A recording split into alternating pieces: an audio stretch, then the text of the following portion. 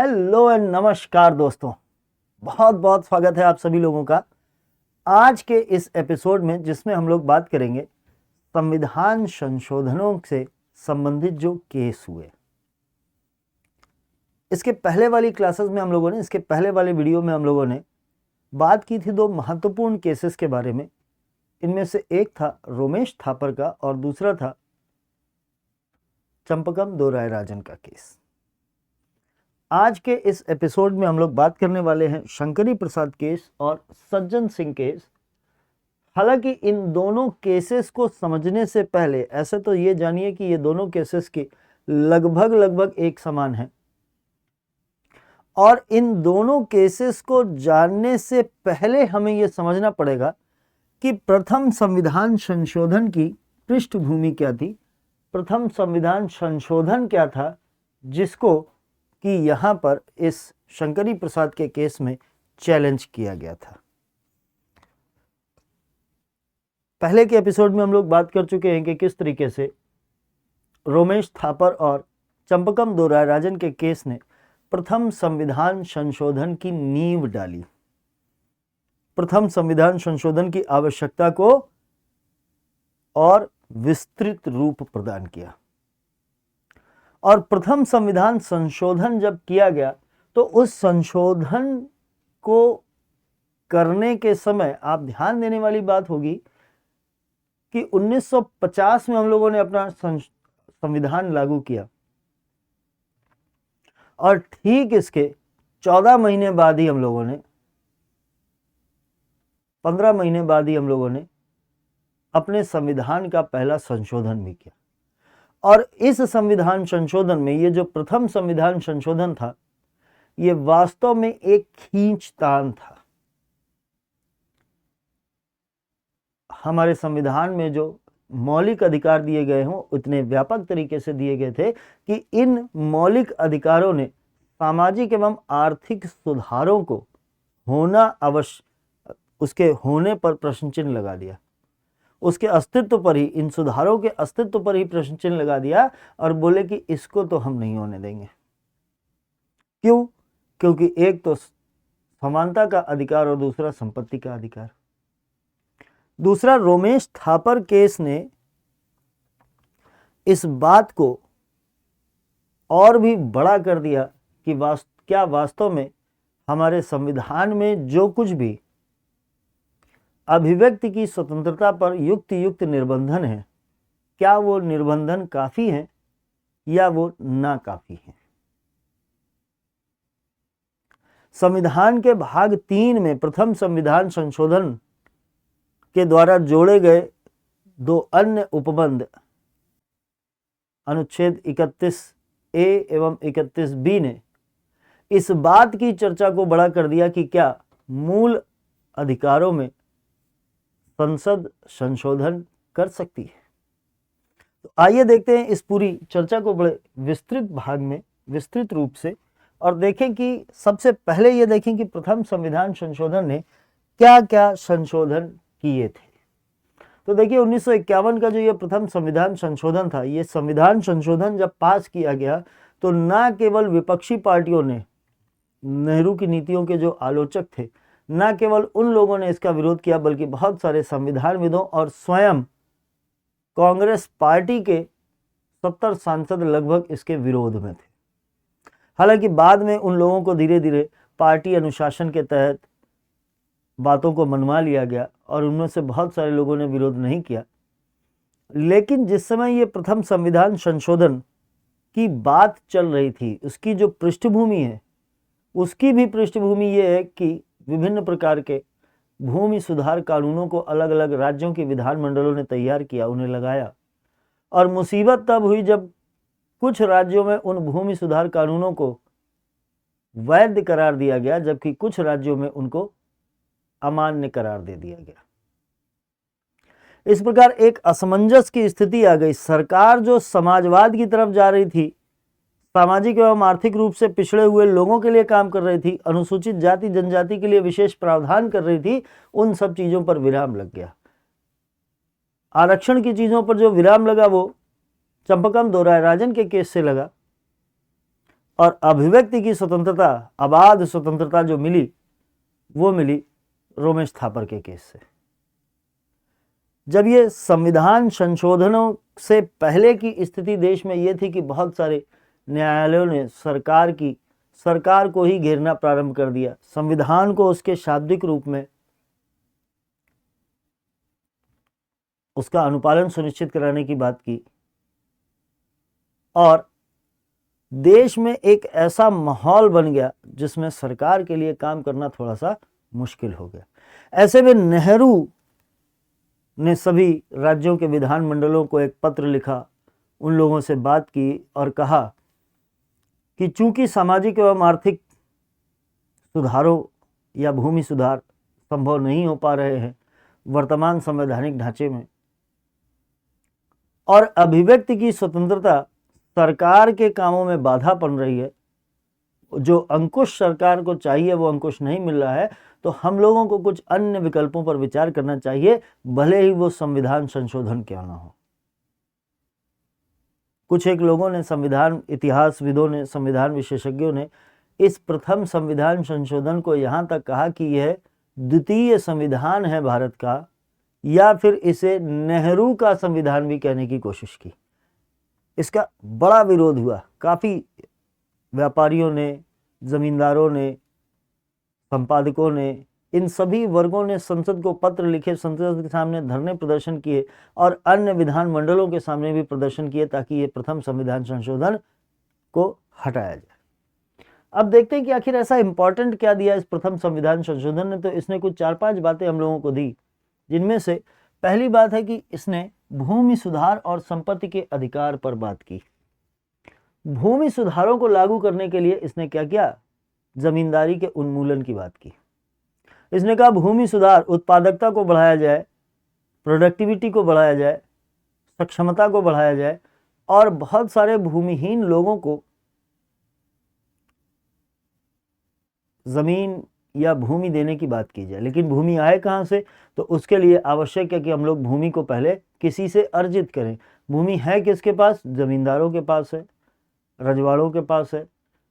जो बहुत सारे देशी रियासतों का विलय किया गया था, तो विलय करते समय उन लोगों को ये वादा किया गया था कि आपको विशेषाधिकार दिए जाएंगे, संपत्ति के विशेषाधिकार दिए जाएंगे। लेकिन बाद में इस प्रथम संविधान संशोधन के द्वारा उनके इन अधिकारों में कटौती की गई और उनकी बहुत सारी जमीनों को सरकार ने क्या किया? अधिग्रहित कर लिया। उनकी बहुत सारी जमीनों को सरकार ने अधिग्रहित कर लिया और उसको अधिग्रहण को सुलभ बनाने के लिए, तर्कपूर्ण बनाने के लिए प्रथम संविधान संशोधन के द्वारा अनुच्छेद 31A एवं 31B को जोड़ा गया। अनुच्छेद 31A संवैधानिक अधिकारों के आधार पर चुनौती दिए बिना संपत्ति के अधिग्रहण को अनुमति देता है। कहता आप संपत्ति ले लो, संपत्ति का अधिकार इसमें आड़े नहीं आएगा। सरकार ने इस बात को जोड़ा प्रथम संविधान संशोधन के द्वारा कि हम जब चाहें तब संपत्ति का अधिग्रहण कर सकते हैं, और किस पर्पस से? सामाजिक एवं आर्थिक सुधारों को लागू करने के पर्पस से।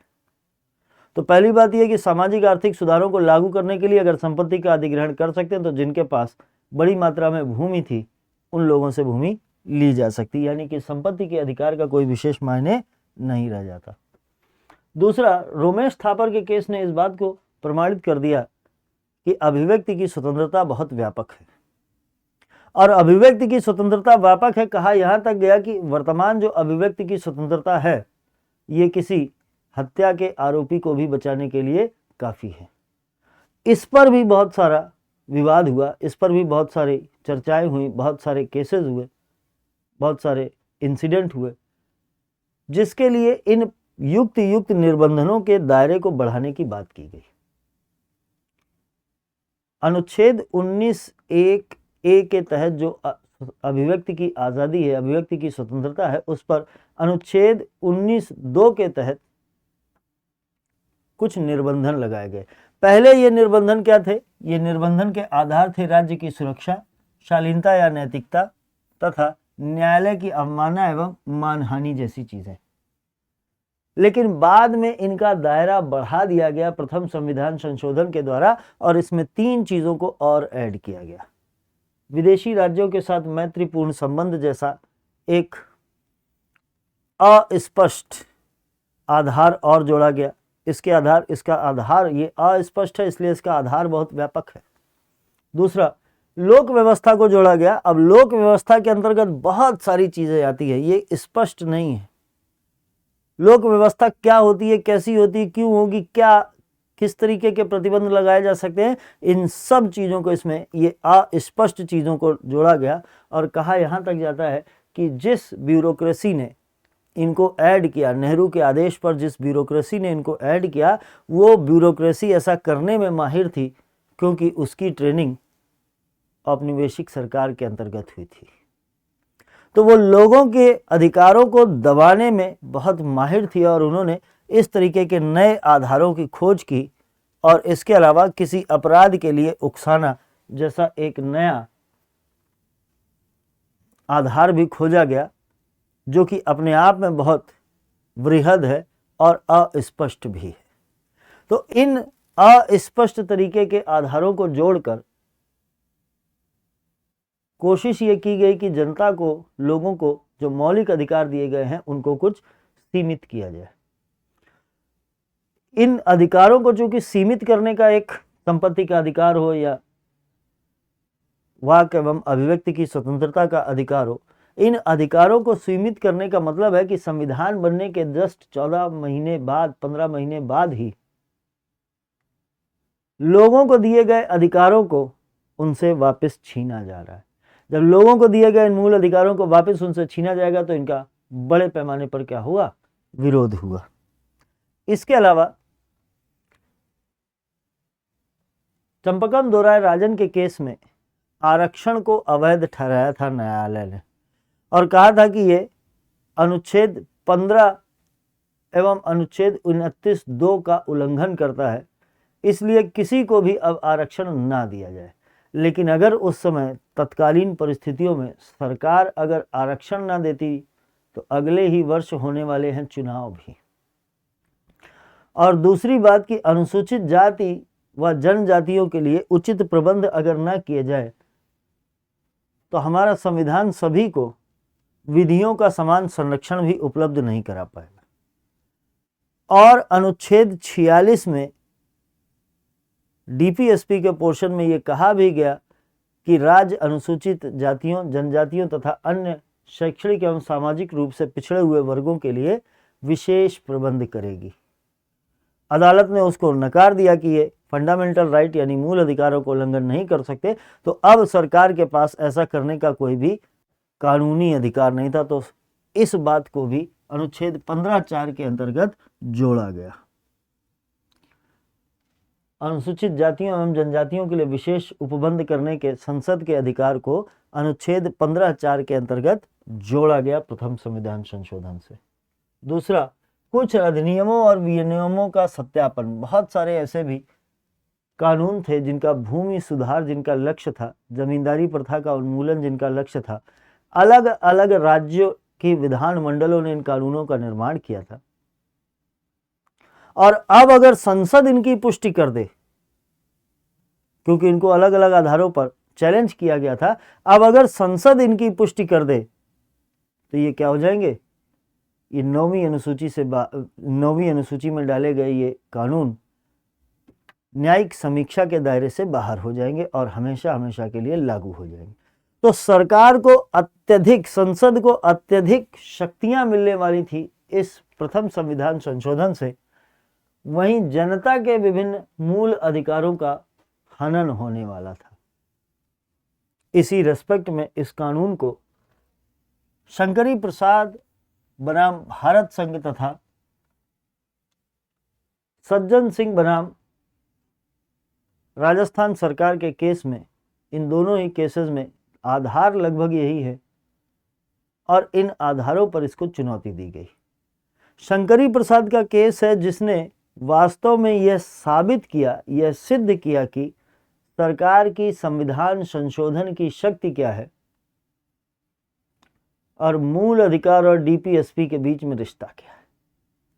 मूल अधिकार और डीपीएसपी के बीच में जो रिश्ता है ये तो पहले ही डिसाइड था, लेकिन सरकार ने इस बात को, संसद की जो संविधान संशोधन करने की शक्ति है उसको स्पष्ट रूप से बताया कि आखिर संविधान में क्या क्या संशोधन संसद कर सकती है और क्या संशोधन संसद नहीं कर सकती है। बाद के आने वाले केसेस में इन्हीं सब चीज़ों को और विस्तृत किया गया और 1973 के केशवानंद भारती के केस के निर्णय में जो आधारिक संरचना का सिद्धांत लाया गया वो इन्हीं विवादों को निपटाने के लिए लाया। अब मुसीबत कहाँ से शुरू हुई? मुसीबत यहाँ से शुरू हुई, सरकार ने बहुत सारे, जो संसद ने जमींदारी उन्मूलन के लिए विभिन्न कानून बनाए, इन कानूनों को अलग अलग राज्यों के विधानमंडलों ने बनाया और उत्तर प्रदेश तथा मध्य प्रदेश के जो उच्च न्यायालय थे उन्होंने इन भूमि सुधार कानूनों को मान्यता दे दी, जबकि बिहार ने इन कानूनों को क्या किया? निरस्त कर दिया, यानी कि संसद की शक्ति पर चोट कर दी। दूसरा कि जब संसद की शक्ति पर चोट हुई तो संसद ने इन भूमि सुधार कानूनों को लागू करने के लिए संविधान में आर्टिकल 31A तथा 31B को जोड़ा, जो सरकार को यह अधिकार प्रदान करते हैं कि संपत्ति के अधिकार को दरकिनार कर कुछ उद्देश्यों के लिए, कुछ सीमित उद्देश्यों के लिए संपत्ति का अधिग्रहण किया जा सकता है। तो शंकरी प्रसाद जैसे और भी बहुत सारे लोग थे जिनके पास बड़ी बड़ी ज़मीनें थीं और इनकी ज़मीनों का जैसे ही अधिग्रहण सरकार द्वारा किया गया तो इन लोगों ने इन कानूनों को न्यायालय में चुनौती दी। दूसरा, शंकरी प्रसाद केस में जो उठाए गए मुद्दे अगर हम लोग देखें तो पहला मुद्दा इन्होंने ये उठाया कि संसद के पास यह शक्ति नहीं है अभी कि यह संविधान संशोधन को कर सके। दूसरा, संसद ने मूल अधिकारों में संशोधन किया है और मूल अधिकार अनुच्छेद 13(2) के तहत संसद इस प्रकार के किसी भी नकारात्मक संशोधन को नहीं कर सकती जिससे हमारे किसी भी मूल अधिकार का हनन होता हो या वो लघुकरण होता हो या वो समाप्त होता हो।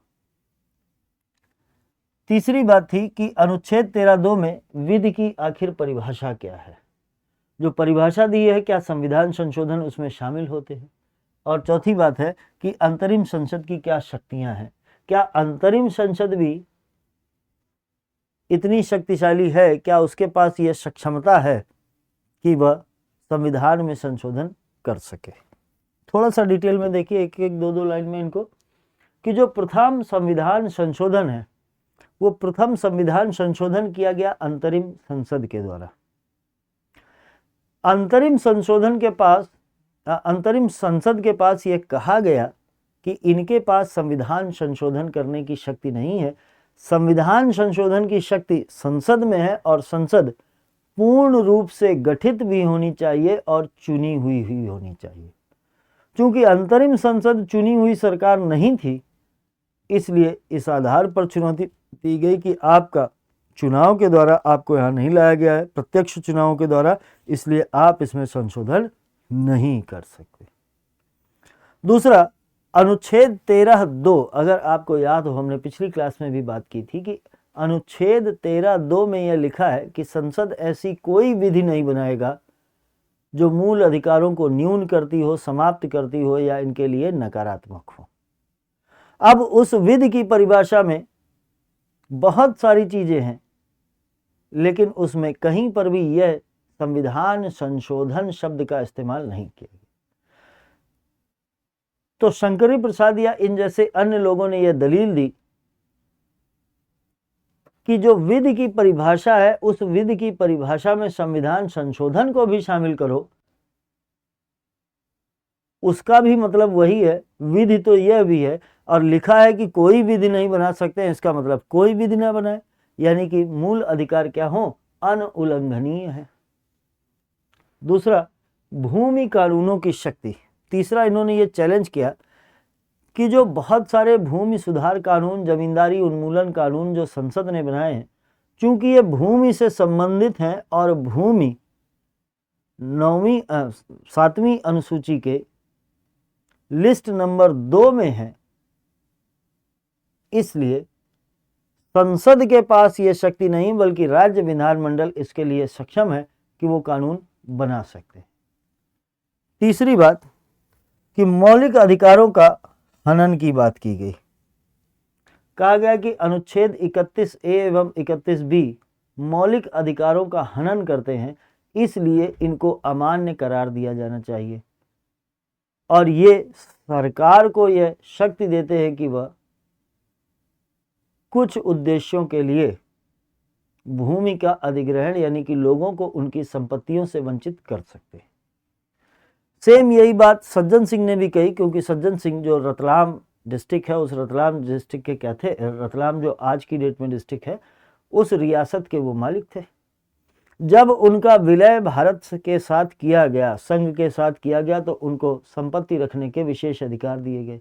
लेकिन 1960 के बाद सरकार ने 31A एवं B का इस्तेमाल करते हुए उनको उनकी अनेक संपत्तियों से क्या किया, उनकी संपत्तियों का अधिग्रहण कर लिया और उन्हें वंचित कर दिया।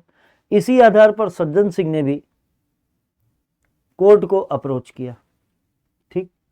तीसरी बात, जो अगली बात है वो ये कि संविधान में संशोधन अनुच्छेद 368 के अंतर्गत दिया गया है, प्रक्रिया बताई गई। उसमें बताया गया है कि संविधान संशोधन संसद के दोनों सदनों से पास होना चाहिए, अर्थात लोकसभा से भी और राज्यसभा से भी, और दोनों से अलग अलग पास होना चाहिए। लेकिन 1951 में संसद में केवल लोकसभा थी, राज्यसभा थी ही नहीं। तो इस आधार पर भी चुनौती दी गई कि अंतरिम सरकार के पास, अंतरिम संसद के पास यह शक्ति नहीं है कि वह संविधान संशोधन कर सके। तो ये जो संविधान प्रथम संशोधन किया गया है, यह अमान्य है, अवैध है। हालांकि इन आरोपों के जवाब में जो सरकार ने अपने तर्क और दलील प्रस्तुत की, सरकार ने अपने तर्क और दलील में यह कहा कि अंतरिम सरकार, अंतरिम संसद के पास भी संविधान में संशोधन करने की शक्ति है, क्योंकि अनुच्छेद 379 में ऐसा लिखा गया है कि अंतरिम संसद भी संविधान में संशोधन कर सकती है। इसलिए हमारे द्वारा किया गया ये जो संशोधन है, ये इस आधार पर अमान्य नहीं है। दूसरा, उन्होंने कहा कि अनुच्छेद 13(2) में स्पष्ट रूप से दिया गया है कि सरकार द्वारा बनाई गई कोई साधारण विधि, आदेश, अध्यादेश, नियम, उपनियम, इनको शामिल किया गया है, परिभाषित किया गया है, और उसमें कहीं पर भी संविधान संशोधन नहीं लिखा गया है। इसका मतलब है कि संविधान संशोधन संसद ऐसा कर सकती है जिससे किसी मूल अधिकार में कोई नकारात्मक परिवर्तन आता हो, नकारात्मक प्रभाव आता हो। दूसरा, सरकार ने इस दलील को भी प्रस्तुत किया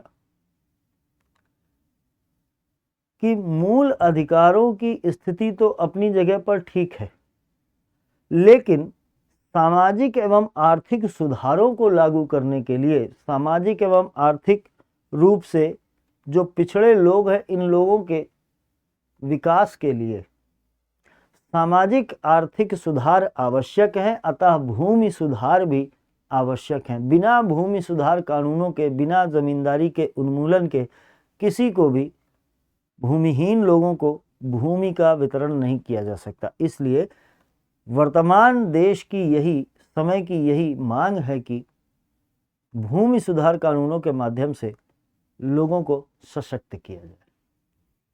अगली बात उन्होंने बोली कि मौलिक अधिकारों का हनन, ठीक है कि अनुच्छेद 31A एवं 31B मौलिक अधिकारों का हनन करते हैं, ये बात उन्होंने मानी कि वो हनन करते हैं, लेकिन उन्होंने कहा कि ये हनन सरकार के पक्ष में नहीं करते हैं।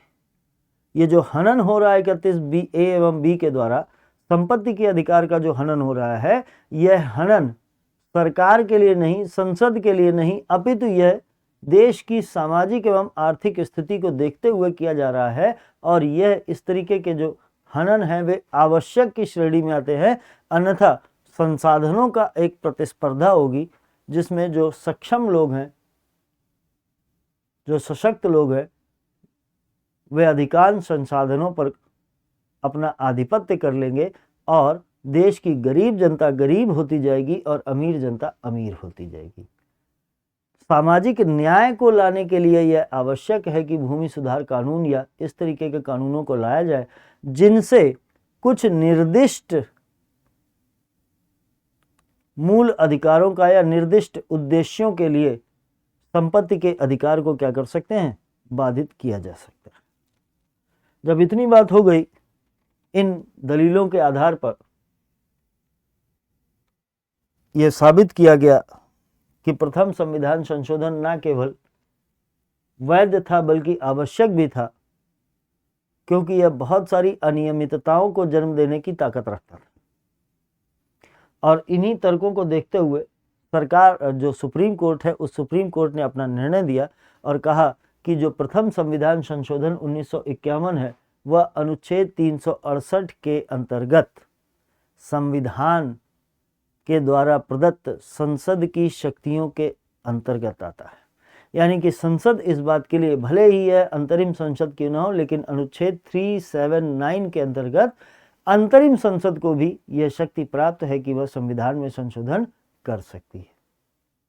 दूसरा, उन्होंने कहा कि अनुच्छेद 13(2) में जो कुछ भी शामिल किया जाता है वो स्पष्ट रूप से वहां पर लिखा हुआ है और उसमें कहीं पर भी संविधान संशोधन विधि की चर्चा नहीं है। इसका मतलब संविधान संशोधन के माध्यम से संसद मूल अधिकारों के प्रतिकूल प्रभाव वाला भी कोई कानून या विधि बना सकती है।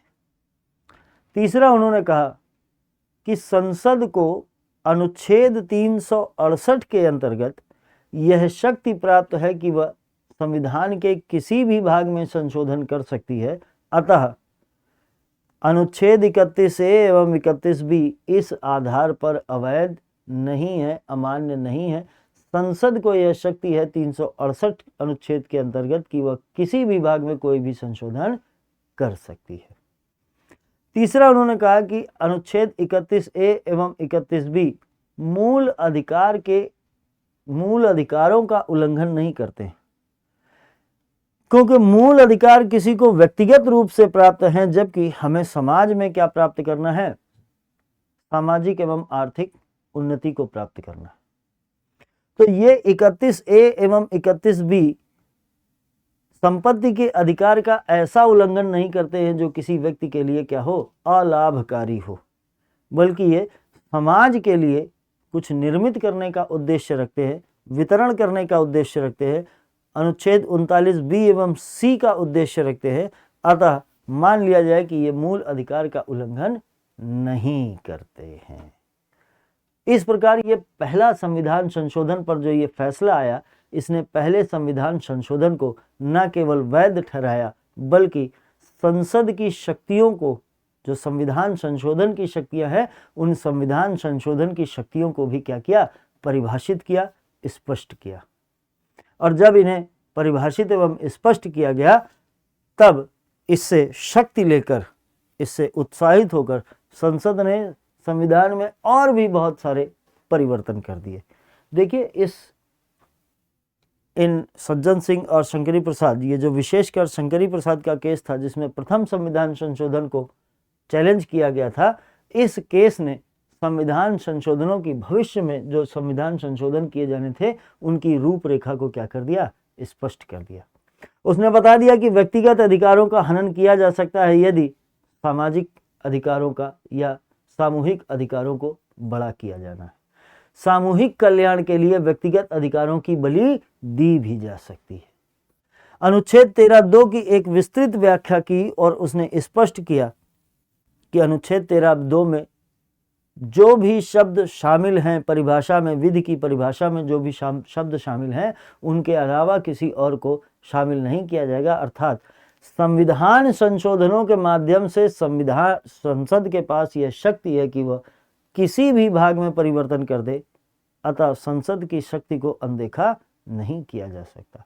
संसद के पास पूरी शक्ति है कि वो पूरे संपूर्ण संविधान में कहीं पर भी कोई परिवर्तन कर दे। और आगे आने वाले वर्षों में हमने देखा कि इसी केस के निर्णय का हवाला लेते हुए, शक्ति लेते हुए, संसद ने संविधान में बहुत सारे परिवर्तन किए, जिनको कि फिर आगे वाले केसेस में चैलेंज भी किया गया और ये लड़ाई अगले 20 सालों तक चली। इन सब चीज़ों का जो मूल विवाद है वो फिर गोलकनाथ केस से शुरू हुआ। फिर सरकार ने उसको उसके प्रभाव को न्यून करने के लिए 24वां, 25वां, 26वां संविधान संशोधन किया और अंततः यह विवाद तब थमा जब केशवानंद भारती का केस आया और मौलिक संरचना की संकल्पना आई। इस शंकरी प्रसाद के केस ने संसद की संविधान संशोधन शक्ति को परिभाषित भी किया और सामाजिक तथा आर्थिक सुधारों के मार्ग को प्रशस्त भी किया।